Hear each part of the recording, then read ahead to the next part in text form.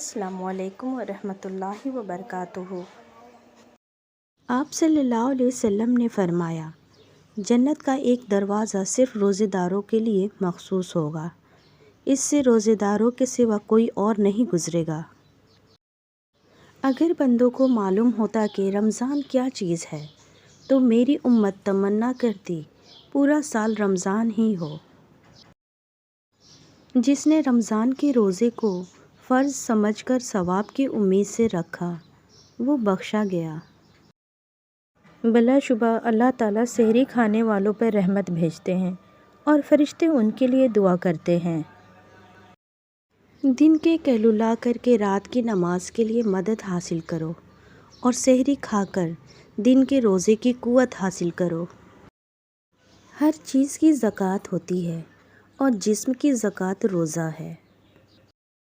آپ صلی اللہ علیہ وسلم نے فرمایا کہ جب رمضان آئے تو عمرہ کر لینا، کیونکہ رمضان کا ایک عمرہ ایک حج کے برابر ہوتا ہے۔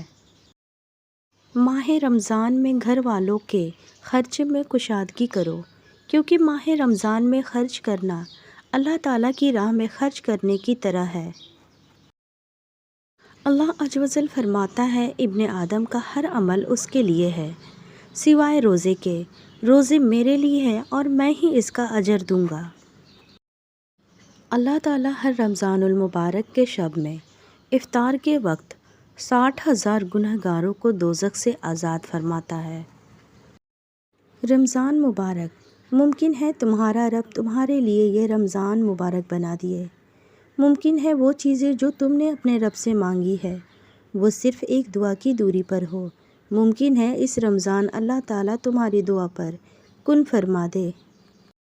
حضرت جابر بن عبداللہ انصاری سے روایت ہے کہ پیغمبر اکرم صلی اللہ علیہ وسلم نے فرمایا کہ میری امت کو رمضان میں 5 ایسی چیزیں عطا کی گئی ہے جو مجھ سے پہلے کسی اور نبی کو عطا نہیں ہوئی۔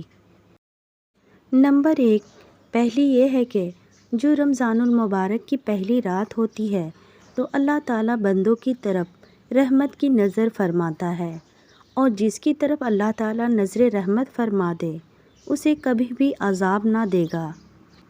نمبر 2، دوسری یہ ہے کہ شام کے وقت ان کے منہ کی بو جو بھوک کی وجہ سے ہوتی ہے اللہ تعالیٰ کے نزدیک مشک و عنبر کی خوشبو سے بھی بہتر ہے۔ نمبر 3، تیسرا یہ ہے کہ فرشتے دن رات ان کے لیے مغفرت کی دعائیں کرتے رہتے ہیں۔ نمبر 4، چوتھا یہ ہے کہ اللہ تعالیٰ جنت کو حکم دیتے ہوئے ارشاد فرماتا ہے، میرے نیک بندوں کے لیے مزین ہو جا، عنقریب وہ دنیا کی مشقت سے میرے گھر اور کرم میں راحت پائیں گے۔ پانچویں یہ ہے کہ جب ماہ رمضان کی آخری رات ہوتی ہے تو اللہ تعالیٰ سب کی مغفرت فرما دیتا ہے۔